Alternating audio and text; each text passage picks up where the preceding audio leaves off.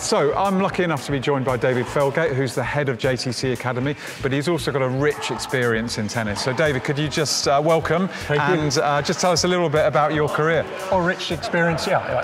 Player, played all junior levels nationally, and fortunate enough to play international tennis. Back in the day, played Ivan Lendl on court #1 at Wimbledon, and only Wimbledon singles experience. But from there, went on to coaching and spent 8 years with Tim Henman, another 8 years with Donna Vekic. In between, spent some time at the LTA as head of performance, and then subsequently set up JTC, which we've got a group of coaches and try and help British players, which we've been doing for 12 years now. Fantastic. So obviously you've been involved in tennis for a long time, in professional tennis. What's the sort of biggest change that you've seen in that time? I mean, I'm sure you can't nail it down to one, but you know. Well, the amount of tournaments. There are so many tournaments now, so there are so many more ranked players. International tournaments going on throughout the world, which has been the work of the ITF, putting all those tournaments on. What else has changed? Technology. I think a big factor is the technology of the rackets, but more so than the rackets is the strings, the spin and what you can get out of it. And I think if I look over the years, this is more to the amateur game or youngsters starting, they just used to start the game and play and be good and travel through the various levels, club, county, international. I see so many youngsters now and parents when they bring young players along asking, does my son or daughter have a chance of being a top pro? And I think that heaps so much pressure on a youngster. So those are the big changes. So sort of focusing down, if I gave you a magic wand and you could change one thing about the professional game and then also about the amateur game, what would you change about the professional game if you had a magic wand? Well, if I had a magic wand, for sure I'd do away with warm-ups before a match. I'd like to see, players, you see them spending so much time doing the warm-ups. I'd like to get into the tennis. I'd like it to be all a little bit quicker. I mean, I think you've got to take into consideration temperatures and where you're playing, between points. But yeah, I would like to see it be a little quicker. Personally, I'd like to see a little difference in all the court surfaces. For me now, they're all so much of the same pace. And I used to, obviously, way back, maybe it was too fast and we had just the big serving going on all the time. That was a lot of the indoor tennis played on carpet, but I'd like to see some quicker tennis. Dare I even say on the grass at Wimbledon. I mean, we used to see where the court was browned near the net. It just doesn't happen now. So I would like to see some more varied forms of tennis and play. The amateur game, just, I say at the club level, and more when we say amateur is with youngsters, I'd like to see them playing more for fun, enjoying their tennis, not so much selection going on at a younger age, and let them work through it and see if tennis is the sport for them. Okay. So over the last year, especially in Britain, we've been watching so closely Emma Raducanu's career. Has what's happened to her in the last year, did you sort of expect this, or are you surprised with some things that have been going on? Well, I think that the hardest time for any player on tour, say Emma, is your second year. And I know you could almost argue it was half a year last year, but she did win the US Open, so suddenly you become a target. So many more factors go on when you go to tournaments. So it's very hard. You're there to be shot at. It's just everything is different. So maybe it's a little surprise that she hasn't won a few more, but I don't think it's a surprise that she hasn't continued carrying on from winning the US Open, but she's got plenty of time in front of her, plenty of time to come again and work her way back up, and I'm sure she'll do that. In terms of her support team, are you a little surprised that she's had 4 different coaches in the last year? Yes, I mean 4 is quite a lot, but then again there are players who go through coaches soon, and she's trying to. I think what you have to understand, and also take credit for, her and her parents have had a formula that they put in place that got her there, and she did move around coaches then, so they've continued in that vein. So who am I to say? It's clearly served her very well. So the beauty of our sport is there's not one way to play it or to go about it, and they've chosen their direction. And I guess you are going back to what's changed a lot in tennis. You know, back in the day, there wasn't Twitter, there wasn't Instagram, there wasn't the internet, so much media. So people just got on with their tennis. Now, you know, there is a little bit of over-analysis in every section and, you know, questioning the decisions that are made. Excellent. So another sort of change in direction question was the discussions about the ATP and the WTA working much more closely together and potentially merging so that we just have men's and women's tournaments the whole time. Yeah. Do you have an opinion on this? Well, at certain events, the men's and women's combination clearly works. They're big venues, great places to play, and it's great for the customer.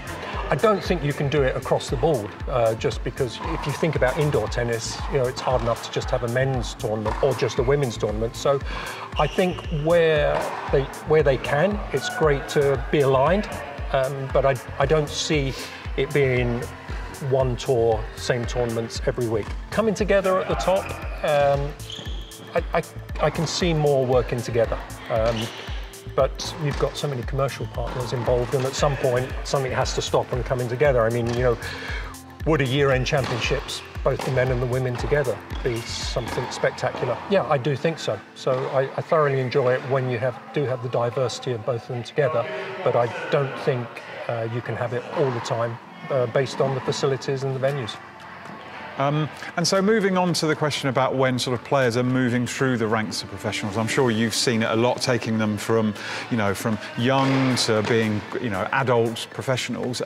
Do you think the structure of things like the prize money particularly, do you think that we've got it right now, or do you think that the way money is spread out in tennis needs some work? It needs some work still. Filtering down, it doesn't pay for enough players to be able to actually, I'm going to say even earn a living, to actually fund themselves to be out there. Now, how far that should go down, difficult question, because it's difficult in every sport. The marketplace is the marketplace, and you know, the very top players earn, you know, deserve the top money, and they're getting paid it. But it would be nice to see a little more money lower down. But the question comes, where does that actually come from? Which is, I don't have the answer for that, but it would be nice to see it spread a little further down to enable more people to travel and to play. And if we've got parents watching who maybe have, you know, children who are good enough to consider going into the professional game, have you got any advice for them as to, you know, how to go about that process? Well, I think and I've said this to quite a few people, I've said it to parents of a player who's not progressing as fast and to another one who's progressed faster, and looking back behind them, is everybody has their own journey. Everybody gets there in their own time if they're going to get there. So you've got to understand your child, understand where they're at athletically, physically. One of the players that I'm working with at the moment, Alistair Gray, I've known him since he was 12, and he was reminding me the other week that at 18 I told him to go to American University because his best tennis won't come till he's about 25. He's now 24, he won a round at Wimbledon this year. He's ranked around 250 in the world, and the reason I said that was because his maturity physically, and if he'd gone out on tour then, he would have lost too many matches, it would have been too much a negative, so he needed to go off to university. There's other players that physically, they're ready to actually go, so take your own journey and don't listen to too many people, listen to people you trust, but only a couple, and carry on that journey. Okay. Now, thinking back to one of your previous points about how technology has changed tennis, we have a lot of club players who read our magazine and are members of our Tennishead Club. Do you think that technology can really help a club player improve their game? Yes, I do. I mean, you've got to be of a standard and knowing where you sit, but within that box of whatever level you are, yes, it can improve your game. I see so many amateurs with the wrong grip size, or over grips that, oh, you know, I wouldn't give to my dog to chew on. You know, they need redoing, which helps the grip. Strings too loose, haven't had the racket strung in years, and they'll say to me, well, I haven't broken a string. Well, yeah, but the reason your forehand's going out the back all the time is trampoline effect. So that type of technology, are you just a doubles player? Do you play at the net? Should I go for a bigger head?